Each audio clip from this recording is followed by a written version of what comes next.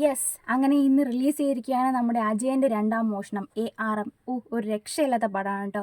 ഇന്ന് സെപ്റ്റംബർ 11 ഇറങ്ങിയിരിക്കുകയാണ് ഈ അജയൻ്റെ രണ്ടാം മോഷണം പടം. ഞാനിപ്പോൾ പോയി കണ്ടിട്ടിപ്പോൾ ഇറങ്ങിയിട്ടേ ഉള്ളൂ. നല്ല അത്യുഗ്രൻ പടമാണ്. എല്ലാവരും പോയി ചെന്ന് കാണുക. നല്ല റെക്കമെൻഡിങ് ആയിട്ടുള്ള പടമാണ്. ടോവിനോയുടെ ഒരു അത്യുഗ്രൻ പടമെന്ന് തന്നെ പറയാം. നമുക്ക് ഈ മിന്നൽ മുരളിയൊക്കെ നമ്മൾ കണ്ടിട്ടുണ്ടാവുമല്ലോ. ഇതിൻ്റെ തീമെന്ന് പറഞ്ഞാൽ ഒരു മോഷണത്തിൻ്റെ ഒരു തീം തന്നെയാണ് വച്ച് കഥ പോകുന്നത്. നമുക്ക് പ്രഡിക്റ്റബിൾ ആയിട്ടുള്ള സീൻസും കാര്യങ്ങളും എല്ലാം ആണെങ്കിലും പക്ഷെ നല്ല ഗംഭീരമായിട്ട് ചെയ്തിട്ടുണ്ട്. ഒരു 3 ജനറേഷൻ, അതായത് 1900, 1950, പിന്നെ 1990, അങ്ങനെ 3 ജനറേഷനിലായിട്ടാണ് ഈ പടം പോകുന്നത്, ഈ ടൊവിനോ കൊണ്ടുപോകുന്നത്. ഏറ്റവും എടുത്തു പറയേണ്ടത് ടൊവിനോയുടെ അഭിനയം തന്നെയാണ് കേട്ടോ. ഒരു രക്ഷയില്ലെന്ന് വെച്ച് കഴിഞ്ഞാൽ ഒരു രക്ഷയില്ലാത്ത അഭിനയമാണ്. നിസ്സാരമായിട്ട് അഭിനയിച്ചിരിക്കുകയാണ്. അഭിനയിച്ച് തകർത്തിക്കണം. പ്രത്യേകിച്ച് ആ 1950-ലുള്ള ഈ മണിയൻ എന്നൊരു ക്യാരക്ടർ. ടോട്ടൽ 3 ജനറേഷനിലും 3 ക്യാരക്ടറാണ് ഈ ടോവിനോ ചെയ്തിരിക്കുന്നത്. ഫസ്റ്റ് 1900 ചെയ്തിരിക്കുന്നത് കുഞ്ഞിക്കേളു എന്ന് പറഞ്ഞ കഥാപാത്രം, 1950 മണിയൻ എന്ന് പറയുന്നൊരു കഥാപാത്രം, പിന്നെ 1990 അത് റീസെൻ്റായിട്ട് കാണിച്ചിരിക്കുന്നത് അതിൽ വന്നിട്ട് അജയൻ, അതാണ് അജയൻ. അങ്ങനെ 3 ജനറേഷനിലും 3 ടൊവിനോയാണ്. അതിൽ ഏറ്റവും സ്ക്രീൻ സ്പേസ് കുറവായിട്ടുള്ളത് ഫസ്റ്റത്തെ ജനറേഷനിൽ കാണിക്കുന്ന കുഞ്ഞിക്കേളുവിൻ്റെ കഥാപാത്രമാണ് അതിൽ സ്പേസ് കുറവായിട്ടുള്ള കാണിക്കുന്നത്. രണ്ടാമത്തേതിൽ അത്യാവശ്യം നല്ല ഗംഭീരമായിട്ട് അഭിനയിക്കാൻ പറ്റിയ നല്ലൊരു ക്യാരക്ടർ തന്നെ മണിയന് കൊടുത്തിട്ടുണ്ട്.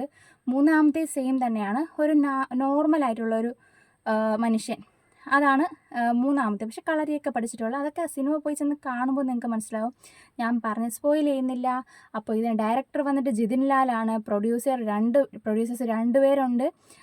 ലിസ്റ്റിൻ സ്റ്റീഫനും സക്രിയ തോമസുമാണ്. 2 പേരുണ്ട് പ്രൊഡ്യൂസേഴ്സ്. പിന്നെ പ്രൊഡ്യൂസേഴ്സ് അങ്ങനെ 1-2 പേരുണ്ട്. പിന്നെ റൈറ്ററിനെ എടുത്ത് തന്നെ പറയണം. കാരണം ഈ കഥ സൂപ്പറായിട്ട്, ഈ ഡയറക്ടറായാലും റൈറ്റേഴ്സ് ആയാലും അടിപൊളിയായിരുന്നു. സുജിത് നമ്പ്യാരും വിനയനും ആണ് ഇതിൻ്റെ റൈറ്റേഴ്സ്. പിന്നെ സിനിമാറ്റോഗ്രാഫി, അതും എടുത്ത് പറയേണ്ട ഒരു കാര്യം. ജോമോൻ ജോൺ അടിപൊളിയായിട്ടുണ്ട്. ഞാൻ പോയി കണ്ടത് 3D ആണ് കേട്ടോ. ഞാൻ ഏറ്റവും റെക്കമെൻഡ് ചെയ്യുന്ന സാധനം 3D ആയിരിക്കും. കാരണം വെച്ചാൽ അതിലുള്ള വിഷ്വൽ എഫക്റ്റ് നമുക്ക് കൂടുതലും നമുക്ക് കാണണം എന്നുണ്ടെങ്കിൽ നമ്മൾ 3D തന്നെ ചെന്ന് കാണുക. ബാക്കി ചെന്ന് കണ്ടു കഴിഞ്ഞാൽ പ്രശ്നമൊന്നുമില്ല. ഞാൻ കണ്ട 3D ആയിരുന്നു. എനിക്ക് നല്ല രീതിക്ക് തന്നെ ഇഷ്ടപ്പെട്ടു. പിന്നെ ഇതിൽ നമ്മൾ ലോജിക്ക് വെച്ച് നമ്മൾ പോയി ചെന്ന് കാണാൻ പാടില്ല. ഈ കഥയിൽ ചോദ്യമില്ല എന്ന് പറയുന്ന പോലെ നമ്മളെ ഈ മുത്തശ്ശി കഥകളൊക്കെ പറയുന്ന രീതിക്കാണ് ഈ കഥ തുടങ്ങുന്നത് തന്നെ. അപ്പം നമ്മൾ ആ ഒരു കഥയിൽ അങ്ങ് വിശ്വസിച്ച് അങ്ങ് കണ്ട് അതിൻ്റെ ടൈലൻഡ് വരെയും ആ കഥ അങ്ങ് കൊണ്ടുപോയി. അതിൽ അഡ്വഞ്ചറുണ്ട്. പിന്നെ ബേസിലൊക്കെ വരുമ്പോൾ നല്ല രീതിക്ക് കോമഡിയും കാര്യങ്ങളും എല്ലാം ഉണ്ട്. ഇതിൽ ഇൻട്രോ തന്നെ വരുന്നത് മോഹൻലാലിൻ്റെ വോയിസാണ്. കേൾക്കുമ്പോഴേ നമുക്ക് കുളിർമ വരും. ഇൻട്രൊഡക്ഷൻ സൗണ്ട് വന്നിരിക്കുന്ന മോഹൻലാലാണ്. സിനിമ തുടങ്ങുമ്പോഴും പിന്നെ അതിൻ്റെ എൻഡിങ്ങിലും മോഹൻലാൽ സാറിൻ്റെ വോയിസാണ് അതിലുള്ളത്. ഫസ്റ്റ് തുടങ്ങുമ്പം തന്നെ നീ ആരെയാണോ തിരയുന്നത് അത് നീ തന്നെയാണ് എന്ന് പറഞ്ഞ് തുടങ്ങുന്നത് മോഹൻലാലാണ്. പിന്നെ ശേഷം കാണിക്കുന്നത് ഈ കുഞ്ഞിക്കേളുവിനെയാണ്. കുഞ്ഞിക്കേളുവിൻ്റെ എൻട്രി, കുതിരപ്പുറത്തുള്ളൊരു എൻട്രിയൊക്കെ ഉണ്ട്. സെറ്റ് സാധനം കേട്ടോ. എല്ലാ വിഷ്വൽ എന്ന് വെച്ച് കഴിഞ്ഞാൽ നമുക്ക് ഒരു രക്ഷയില്ലാത്തൊരു വിഷ്വലും കാര്യങ്ങളും എല്ലാം അടിപൊളിയായിട്ട് തന്നെ ഉണ്ട്.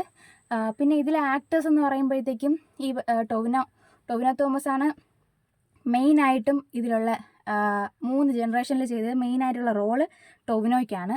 പിന്നെ ഫസ്റ്റത്തെ ഈ കുഞ്ഞിക്കേളുവിൻ്റെ കഥാപാത്രത്തിൽ പേരായിട്ട് വന്നിട്ടുള്ള നമ്മുടെ ഐശ്വര്യ രാജേഷ്, നമ്മുടെ കന സിനിമയിലെ നായികയാണ് ഐശ്വര്യ രാജേഷ്. പിന്നെ ഈ പറയുന്ന 1950 മണിയനിലെ നായികയായിട്ടാണ് നമ്മുടെ വന്നിരിക്കുന്നത്, നമ്മുടെ സുരഭി വന്നിരിക്കുന്നത്. ഒരു രക്ഷയില്ല, പറയാൻ വാക്കുകളില്ല കേട്ടോ. സുരഭി അടിപൊളിയായിട്ട് തന്നെ നല്ല രീതിക്ക് അഭിനയിച്ചിട്ടുണ്ട് കേട്ടോ.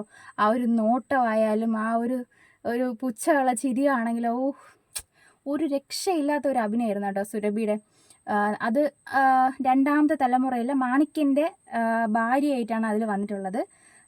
പിന്നെ മൂന്നാമത്തെ തലമുറ എന്ന് പറയുന്നത് ഈ മണിയൻ്റെ തന്നെ കൊച്ചുമോൻ, അതായത് മോളുടെ മോനാണ് ഈ അജയൻ.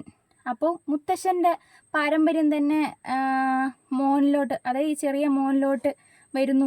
കള്ളനാണ് കേട്ടോ. ഈ മണിയൻ തൊട്ട് ഇങ്ങോട്ട് മണിയനാണ് കള്ളൻ. കുഞ്ഞിക്കേള് കള്ളനൊന്നുമല്ല, ഈ മണിയൻ തൊട്ടാണ് ഈ കള്ളൻ്റെ ഒരു തീം കൊണ്ടുവരുന്നത്. മണിയനാണ് ഇതിലെ കള്ളൻ. അങ്ങനെ വരുന്നത് കൊച്ചുമോനായിട്ടാണ് അജയൻ വരുന്നത്. അജയൻ നോർമലായിട്ടുള്ള ഒരാളാണ്. ഇതിൽ എടുത്തു പറയേണ്ട ഈ മണിയൻ ക്യാരക്ടർ ഒരു രക്ഷയില്ലാത്ത അഭിനയമായിരുന്നു കേട്ടോ ടോവിനോ. ഒരു രാക്ഷസൻ എന്നൊക്കെ പറയാം നമുക്ക്. എന്നുവെച്ചാൽ അജാതി അഭിനയം നല്ല സൂപ്പറായിട്ടാണ്. അതിന് നല്ല ആ ലെവലിൽ പോയിട്ടുണ്ട് സുരഭിയുടെ. അതിൻ്റെ പേരാണല്ലോ സുരഭി. കുറച്ചേ ഉള്ളൂ കേട്ടോ. ഈ കുഞ്ഞിക്കേളു ആയാലും ഈ സുരഭിയുടെ ആയാലും ഈ പറയുന്ന ഐശ്വര്യ രാജേഷിൻ്റെ ആയാലും, അതായത് ഫസ്റ്റത്തെ കുഞ്ഞിക്കേളുവിൻ്റെ ലവർ ആയാലും ഇവരൊക്കെ കുറച്ചേ ഉള്ളൂ. പിന്നെ അജു വർഗീസ് കുറച്ച് റോളേ ഉള്ളൂ. പിന്നെ പറയുന്നത് ആരാ, ജഗദീഷും കുറച്ചേ ഉള്ളൂ. അത് മണിയൻ്റെ ഗുരുവായിട്ടോ ആരോ ആയിട്ടാണ് വരുന്ന സംഭവം. അതും കൊള്ളാം, നല്ല രീതിക്ക് തന്നെ അഭിനയിച്ചിട്ടുണ്ട്. പിന്നെ എടുത്തു പറയേണ്ടതെന്ന് വെച്ച് കഴിഞ്ഞാൽ നമ്മുടെ അജയൻ്റെ അമ്മയായിട്ട് വന്നിരിക്കുന്ന രോഹിണി മേഡമാണ്. അങ്ങനെ രോഹിണി മേഡം, പിന്നെ ഈ അജയൻ്റെ ലവറായിട്ട് വന്ന കൃതി ഷെട്ടിയാണ്. നമ്മൾ come on baby let's go on the bullet അതിലുള്ള നായികയാണ്. അപ്പോൾ അവളും കൊള്ളാം. എനിക്ക് ഒരിതായിട്ട് തോന്നിയെന്ന് വെച്ച് കഴിഞ്ഞാൽ അവിടെ നമ്മളെ പണ്ടത്തെ ആ ഒരു 1990 പറയുമ്പോൾ അധികം മേക്കപ്പൊക്കെ കുറച്ചായിട്ടുള്ള സമയമാണല്ലോ.